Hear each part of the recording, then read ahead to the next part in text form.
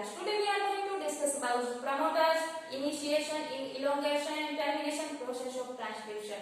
ठीक है, first of all हम देखते हैं the conventional numbering system of promoters. ये जो प्रमोटर की जो नंबरिंग सिस्टम है किस तरह होगी.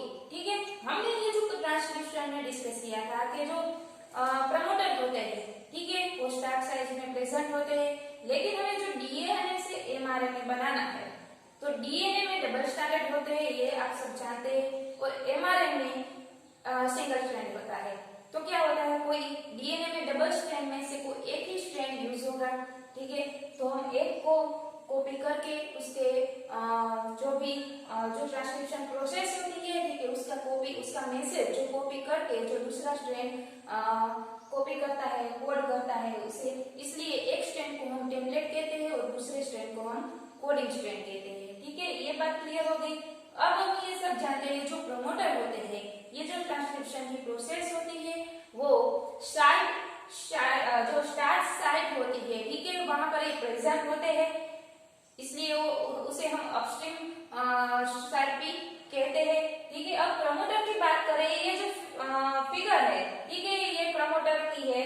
तो ये प्रमोटर में सीक्वेंस किस तरह होती है हमें यहाँ शो किया है. तो चलो देखते हैं कि ये जो 5 प्राइम से 3 प्राइम की डीएनए सीक्वेंस है, न्यूक्लियोटाइड की चेन है. ठीक है, अब यहाँ जो ट्रांसक्रिप्शन की प्रोसेस होती है वो तो बाद में होती है, लेकिन यह जो प्रमोटर की जो ये डीएनए सीक्वेंस होती है, न्यूक्लियोटाइड चेन होती है, वो किस तरह अरेंजमेंट हुई है. ठीक है, उसकी जो अरेंजमेंट है वो क्या होती है, उसकी नंबरिंग किस तरह होती है, यहाँ दिखाई गई है. तो ये जो 5 प्राइम से 3 प्राइम है उसे हमने कोडिंग स्ट्रैंड किया है, और ये जो 3 प्राइम से 5 प्राइम है यहाँ टेम्पलेट किया है. तो यहाँ जो स्ट्रैंड है वो यूज होगा.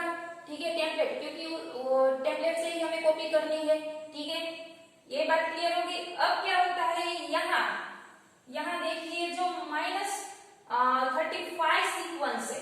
ठीक है, यहाँ 2 सब यूनिट है, एक 6 का जो सब यूनिट है TTGACA, ठीक है, उसे TT गाटा बोल सकते हैं, और दूसरी यहाँ जो सब यूनिट है 6 जो नंबर यूनिट है उसके लिए एक यूनिट बनता है, वो 6 की ये जो यूनिट है TATA80 टाटा 80, उसे आप टाटा बॉक्स भी कह सकते हो.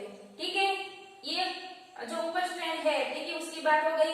अब क्या होगा, ये जो सीक्वेंस है आप सब जानते हैं, T के साथ है, T के साथ है, G के साथ C है, T के साथ T है, C के साथ G है, T के साथ, ये तो बाइंडिंग करेगा, और उसके बीच में जो हाइड्रोजन बॉन्ड होती है.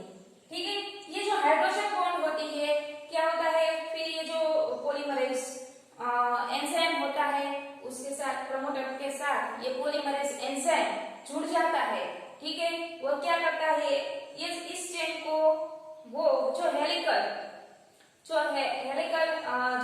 एंजाइम है, ठीक है, वो क्या करता है, जो चेन होती है उसके बीच में ये हाइड्रोजन बॉन्ड होती है, उसको ब्रेकिंग करता है और अनबाइंडिंग करता है. ये ट्रांसक्रिप्शन प्रोसेस में आ गया है. ठीक है, आगे बात करें तो -35 सीक्वेंस है, यहाँ ये 200 यूनिट हो गए. ठीक, फिर क्या होगा, ये जो 6 से 18 बेस पे है वो भी अलग चेन है.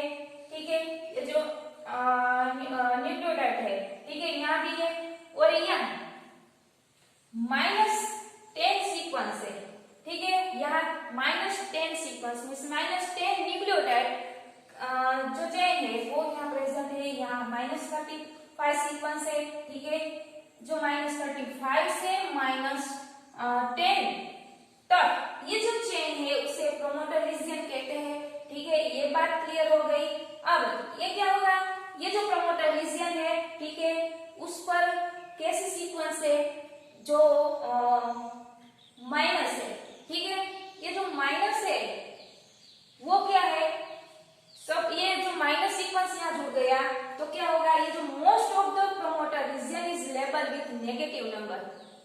ठीक है, ये जो नेगेटिव है सीक्वेंस, तो ये नेगेटिव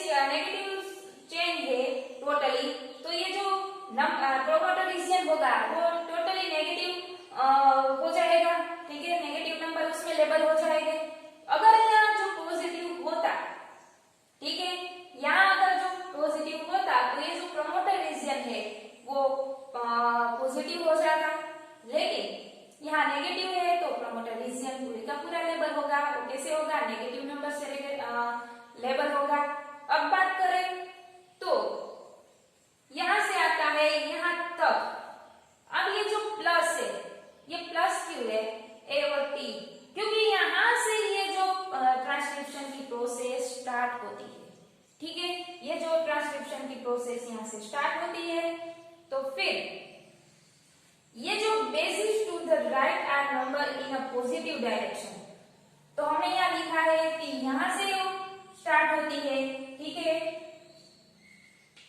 0/1, यानी कि 0/1 का मीनिंग क्या है, या जो न्यूक्लियोटाइड होते हैं, ठीक है, वो 0 नंबर पर हो सकते हैं, या मतलब कि यहाँ 0 से मतलब कि कोई न्यूक्लियोटाइड यहाँ प्रेजेंट नहीं है, या तो कोई एक है प्लस न्यूक्लियोटाइड है, तो यहाँ से पॉजिटिव डायरेक्शन होगा, ठीक है।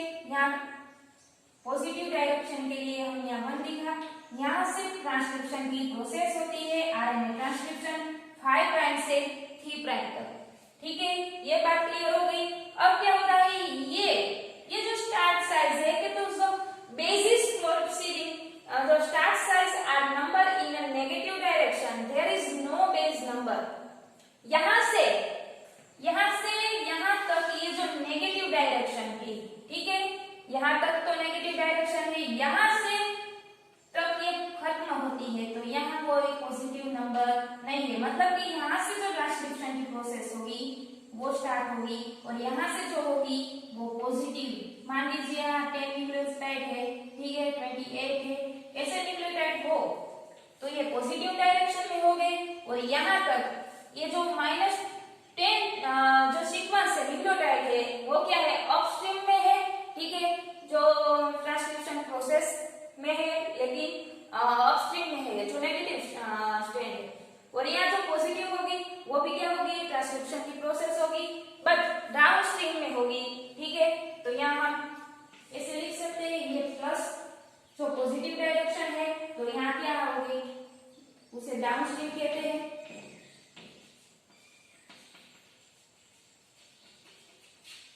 अब ये जो सारे न्यूक्लियोटाइड्स है वो नेगेटिव नंबर है, तो यहाँ हम इसे लिख सकते हैं माइनस क्या हो, अपस्ट्रीम। यहाँ जो ट्रांसक्रिप्शन होगी, ठीक है, वो अपस्ट्रीम में होगी, लेकिन जो माइनस न्यूक्लियोटाइड है, ठीक है, उसके साथ होगी। अब ये बात करें कि ये जो ट्रांसक्रिप्शन की प्रोसेस होती है, ठीक है, मैं आपको समझाने के लिए यहाँ मान लीजिए जो न्यूक्लियोटाइड की चेन है, ठीक है, 5 प्राइम से 3 प्राइम तक। अब यहाँ जो स्टार्ट साइज, यहाँ हमने देखी ना, जो ये स्टार्ट साइज होती है, ठीक है, यहाँ से ये नेगेटिव नंबर आता है, ठीक है, 35 -10, और यहाँ से मान लीजिए 10 +10, तो ये यहाँ से प्रोसेस होगी वो अपस्ट्रीम होगी, और यहाँ से ये डाउनस्ट्रीम होगी, पॉजिटिव डायरेक्शन में होगी, ठीक है। अब हमने ये जो ट्रांसक्रिप्शन में देखा था कि जो पॉलीमरेज एंजाइम है, ठीक है, ये पॉलीमरेज एंजाइम क्या करते हैं, यह स्टार्ट साइज है, ठीक है, तो ये पॉलीमरेज एंजाइम ऐसे बाइंडिंग करता है। किस पर बाइंडिंग करता है ये हमने आगे भी डिस्कस किया था, जो प्रमोटर साइट होती है, ठीक है, ये प्रमोटर पे, यहाँ प्रमोटर है, उसके साथ ये बाइंडिंग करता है, और ये जो पॉलीमरेज एंजाइम है, ठीक है, वो प्रमोटर के साथ जुड़ गया, वो जो न्यूक्लियोटाइड की चेन है उसमें एनी न्यूक्लियोटाइड के साथ ये बाइंडिंग करेगा, ठीक है। तो ये जो बाइंडिंग कर गया, ठीक है, प्रमोटर के साथ ये बाइंडिंग हो गया, तो क्या होगा, यहाँ ये प्रमोटर जो आरएनए पॉलीमरेज है वो रिकॉग्नाइज नहीं करेगा, अनेबल टू रिकॉग्नाइज है, वो रिकॉग्नाइज नहीं करेगा, मतलब कि ये जो ट्रांसक्रिप्शन की प्रोसेस भी यहाँ से स्टार्ट नहीं होगी। फिर क्या होता है, इससे जो एक 3 जो कोड का जो यूनिट था, TA, TAG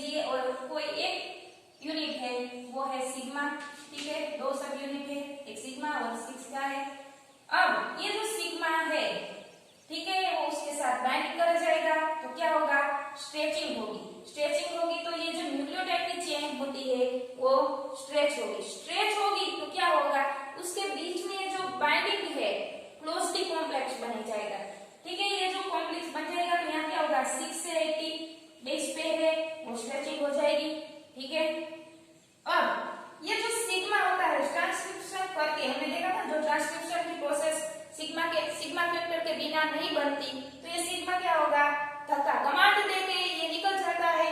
फिर क्या होती है, ये बचा सिग्मा के बिना ये जो पॉलीमरेज एंजाइम है, ठीक है, उसे कोर एंजाइम भी कहते हैं। ये जो पॉलीमरेज एंजाइम है वो क्या करता है, ओनली ये पॉलीमरेज एंजाइम बचता है, ठीक है। सिग्मा फैक्टर निकल जाता है तो क्या है, ओपन बाइनरी कॉम्प्लेक्स बन जाता है, ठीक है। ओपन बाइनरी कॉम्प्लेक्स बन गया, फिर क्या होता है, टर्नरी कॉम्प्लेक्स बन जाता है, सिर्फ ये पॉलीमरेज एंजाइम बचता है। ये तो प्रोसेस आगे आएगी, पर ये तो मैं आपको समझने के लिए समझा रही हूँ। तो ये बात हुई प्रमोटर की, ठीक है। ये प्रमोटर में डीएनए की जो न्यूक्लियोटाइड होती है उसमें उसकी सीक्वेंस किस तरह होती है, ठीक है, उसमें कुछ खास नहीं है। बस ये जो सीक्वेंस होती है, जो सब यूनिट होते हैं 6 के, जो -35 सीक्वेंस के होते हैं, जो -10 सीक्वेंस होते हैं, ठीक है, वो नेगेटिव स्ट्रैंड में होते हैं, नेगेटिव डायरेक्शन में होते हैं, स्ट्रैंड नहीं सॉरी जो कि नेगेटिव डायरेक्शन में होते हैं। और जो यहाँ से ट्रांसक्रिप्शन की प्रोसेस होती है वहां से पॉजिटिव डायरेक्शन में होते हैं, ठीक है। अब क्या होता है, फिर ट्रांसक्रिप्शन की प्रोसेस होती है। तो ये बात हुई प्रमोटर की, जो कन्वेंशनल नंबरिंग सिस्टम है, ठीक है। तो अब देखते हैं ये जो ट्रांसक्रिप्शन बबल्स क्या है, जो ट्रांसक्रिप्शन की प्रोसेस होती है, ठीक है, ट्रांसक्रिप्शन की प्रोसेस होती है प्रमोटर से आगे आता है, ठीक है। तो ये जो प्रमोटर होता है उस पर पॉलीमरेज एंजाइम बाइंड करता है, ठीक है। तो ये बाइंड करता है तो क्या करता है, ये जो बाइंडिंग होती है तो क्या, जो डीएनए की डबल हेलिकल चेन होती है, ठीक है, वो खुल जाती है और बबल लाइक स्ट्रक्चर बन जाता है।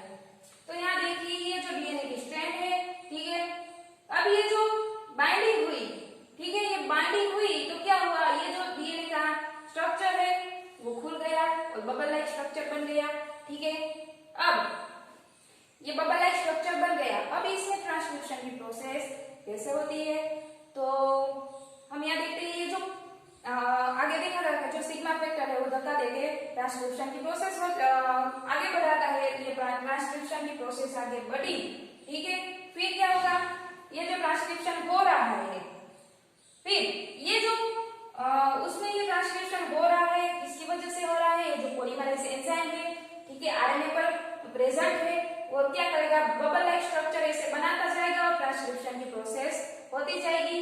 तो ये बबल लाइक स्ट्रक्चर बना है, और ये जो राउंड शेप है वो क्या है, पॉलीमरेज मूवमेंट है, ठीक है। वो जो पॉलीमरेज एंजाइम है वो मूवमेंट करता जा रहा है और बबल लाइक स्ट्रक्चर बना रहा है, ठीक है।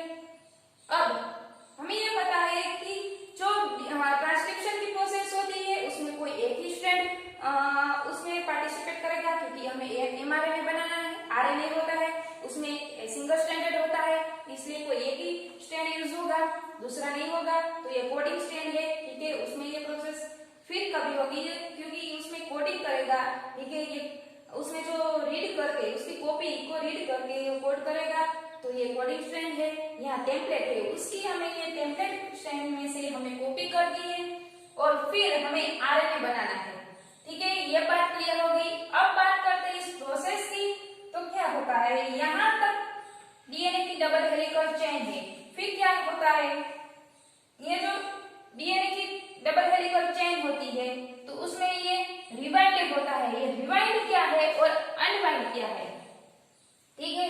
तो अनवाइंड क्या होता है, ये जो प्रोसेस होती है, ठीक है, हमने ट्रांसक्रिप्शन देखी थी कि ये जो 3' से R' की ये प्रोसेस होती है, ठीक है। और यहाँ पर ये जो प्रोसेस होती है यहाँ से, तो क्या होता है, ये जो डीएनए है, जो ये हमारा डीएनए है वो अनबाइंड हो जाएगा, मतलब कि वो खुलता जाएगा, ठीक है। से यहाँ से अनबाइंड हो गई, क्योंकि यहाँ से यहाँ 5' से स्टार्ट होती है, तो 5' से हमने देखा जो ट्रांसक्रिप्शन की प्रोसेस होती है वो 5' से 3' तक होती है, और यहाँ से 5' से होती है, और जो न्यू स्ट्रैंड आता है, ठीक है, वो 3' से 5' बनता है। ये बात क्लियर हो गई। हमने आगे देखा था ना कि जो 5' से ये 5' है और 3' है, तो 3' से 5' तक क्यों नहीं होगी, क्योंकि यहाँ से ट्रांसक्रिप्शन नहीं होती जहां प्रमोटर होता है, ठीक है, वहां पर होती है 5 प्राइम से होगी, क्योंकि जो नया स्ट्रैंड आएगा वो 3 प्राइम से 5 प्राइम आएगा, तो यहाँ से 5 प्राइम की है, और जो न्यू स्ट्रैंड बना वो क्या बनेगा, 3 प्राइम से 5 प्राइम बनेगा। ये बात क्लियर हो गई। अब देखिए कि जो अनवाइंडिंग हो रहा है डीएनए, खुलता जा रहा है डीएनए, तो क्या होगा, यहाँ अनवाइंडिंग होगी, फिर इस टेम्पलेट को कॉपी कर रहा है, कौन कॉपी कर रहा है, जो नया हमारा आरएनए है वो। अब क्या करेगा, यहाँ एनटीपीएस मतलब कि जो राइबोन्यूक्लियोसाइड है, ट्राइफॉस्फेट है, ठीक है, वो क्या करेगा, जो न्यूक्लियोटाइड को being added to the 3 end of the RNA, ठीक है। अब ये 3 एंड प्राइम है, उसमें क्या करेगा, जो न्यूक्लियोटाइड है उसमें ऐड करता जाएगा, टेम्पलेट के साथ ये ऐड करता जाएगा, तो उसके बीच में बाइंडिंग होगी, ठीक है। देखिए यहाँ धीरे धीरे बाइंडिंग हो रही है, फिर क्या होगा, ये जो बाइंडिंग, अब ये जो 3 प्राइम की जो न्यू है ऐड हो गया है, अब यह जो बाइंडिंग होगी, अब ये बाइंडिंग होगी तो क्या होगा, ये जो डीएनए और आरएनए की बाइंडिंग हो रही है, तो डीएनए और आरएनए जुड़ जाएगा तो हाइब्रिड हो जाएगा, ठीक है। तो हाइब्रिड रीजन बना, डीएनए आरएनए जुड़ गया तो ये हाइब्रिड बन गया, फिर दोनों की बाइंडिंग हो गई, मतलब कि डीएनए से जो आरएनए है वो कॉपी कर रहा है, उसके बीच में बाइंडिंग हो गई, फिर ये जो नया आरएनए बनता जा रहा है वो इस तरफ मूवमेंट करेगा, वो ट्रांसक्राइब हो गया, ठीक है। उसकी ये जो 3 प्राइम से 5 प्राइम की ये जो ट्रांसक्राइब हो रहा है वो धीरे धीरे से कॉपी करके इस तरफ मूवमेंट करेगा, ठीक है। ये बात क्लियर हो गई। अब क्या होगा, जब ये कॉपी आरएनए डीएनए से कॉपी कर जाएगा तो ये क्या होगा, ये स्ट्रक्चर है फिर से रिबाइंडिंग होगा, मतलब कि ये जुड़ जाएगा, ठीक है। यहाँ से अनबाइंडिंग होगा, और जब ये जो ट्रांसक्राइब हो जाएगा तो फिर से ये जुड़ जाएगा, ठीक है। तो ये बात हुई अनबाइंडिंग और रिबाइंडिंग की, ठीक है। उसमें से ये कॉपी कर रहा है तो डीएनए आरएनए हाइब्रिड हो जाएगा, फिर यहाँ न्यूक्लियोटाइड ऐड होते जाएंगे, फिर दोनों का जुड़ता जाएगा, और नया टेम्पलेट हमारा जो नया स्ट्रैंड बनेगा आरएनए, ठीक है। तो आरएनए में मिलता जाएगा और आरएनए है वो धीरे धीरे चेन बनाएगा।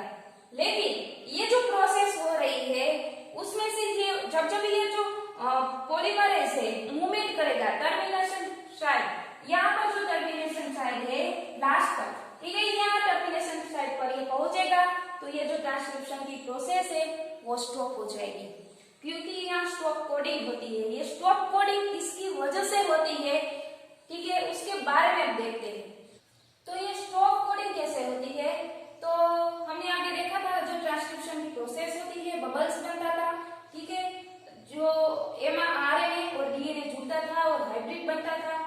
अब ये जो हमारा जो हाइब्रिड बना था, ठीक है, वो किससे कॉपी करता था, किसके साथ बाइंडिंग करता था, डीएनए के साथ बाइंडिंग करता था, टेम्पलेट डीएनए के साथ। ये जो टेम्पलेट डीएनए है, ठीक है, उसकी ये जो स्ट्रैंड है, ठीक है, ये आप सब जानते हैं कि सी के साथ जी जुड़ता है और ए के साथ टी जुड़ता है, ठीक है, ये हमारा डीएनए टेम्पलेट डीएनए। फिर यहाँ टेम्पलेट डीएनए के साथ आर ट्रांसक्रिप्ट आरएनए जो उसके साथ जुड़ के जो ट्रांसक्रिप्ट जो आरएनए निकलता था ट्रांसक्राइब हो गए, ठीक है। उसकी सीक्वेंस कैसे होती है, तो ऐसे ही होती है, लेकिन यहाँ हमें दिखाई देता है यहाँ जो थाइमिन की जगह यूरेसिल होता है, क्योंकि डीएनए में थाइमिन होता है और जो आरएनए होता है उसमें यूरेसिल होता है, तो बाइंडिंग चेंज हो जाएगी। जिस जगह ये टी होगा उसकी जगह ये यूरेसिल आ जाएगा। तो क्या होता है, यूरेसिल की वजह से ये ट्रांसक्रिप्शन की प्रोसेस डाइवर्ट हो जाएगी।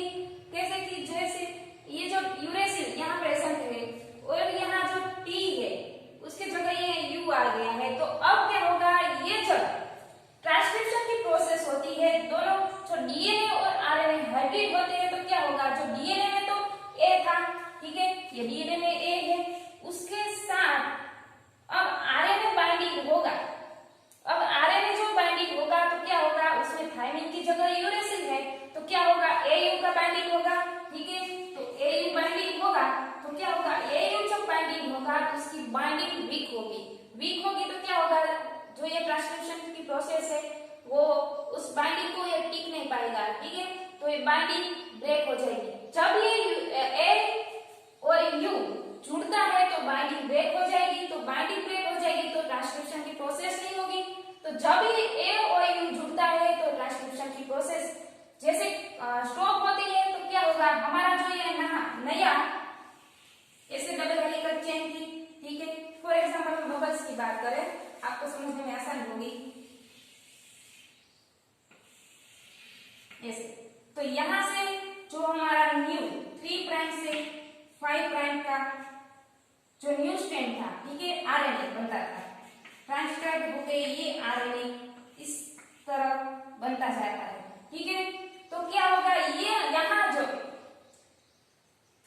यहाँ आरएनए है, ठीक है, यहाँ आरएनए में क्या है, यू है, और डीएनए में क्या है, ए है।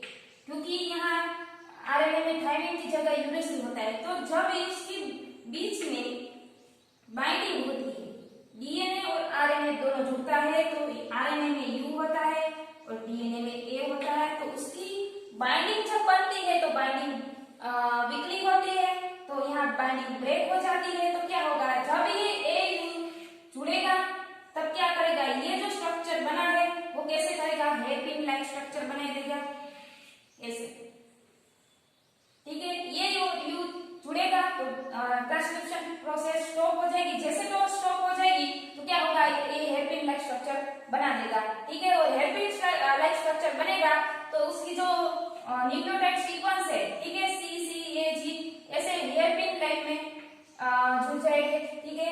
ये बात क्लियर हो गई। अब ये जो ट्रांसक्रिप्शन की प्रोसेस होती है तो उसमें क्या होता है, जो ये हेयरपिन लाइक स्ट्रक्चर बनाता है उसका मेन एंजाइम का रोल होता है, वो है हेलिकेज।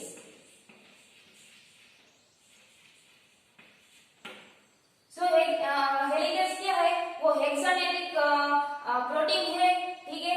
वो प्रोटीन क्या होता है, इसमें 6 मोनोमर होते हैं,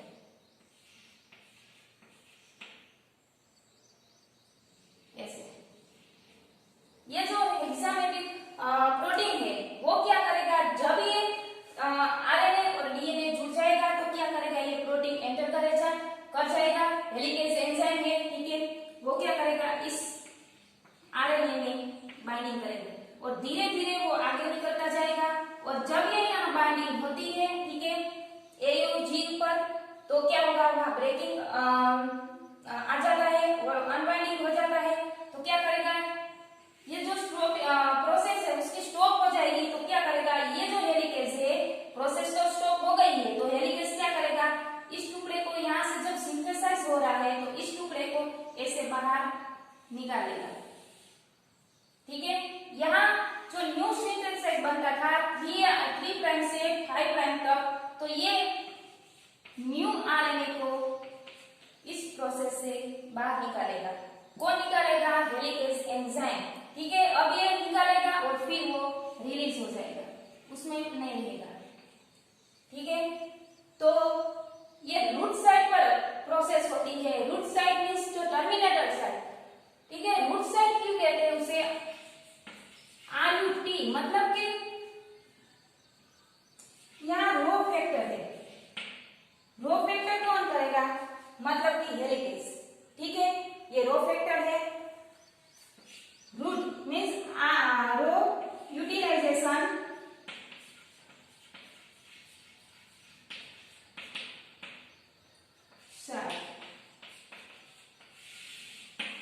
देखिए यहाँ हेलिकेज का बहुत बड़ा इंपॉर्टेंट रोल है, क्योंकि ये जो रूट साइड, जो टर्मिनेटर साइड होती है, ठीक है, वो रूट साइड पर आरएच जो हेलिकेज एंजाइम है उसका क्या करता है, जब ये ट्रांसक्रिप्शन की प्रोसेस खत्म होती है, जब ए और यू जुड़ता है तो बाइंडिंग वीकली होती है, तो बाइंडिंग वीकली होती है तो क्या होगा, यहाँ से जो ट्रांसक्रिप्शन की प्रोसेस है वो खत्म हो जाती है, और ट्रांसक्रिप्शन की प्रोसेस खत्म हो जाती है तो क्या करेगा, यहाँ से जो हेलिकेज एंजाइम है वो एंटर कर जाएगा, ठीक है, न्यू स्ट्रैंड में।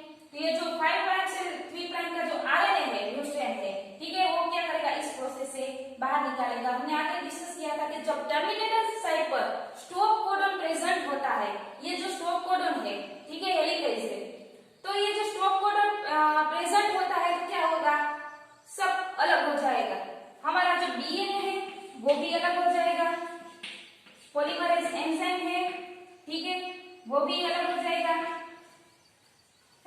हमारा जो न्यू आरएनए बना वो भी अलग हो जाएगा।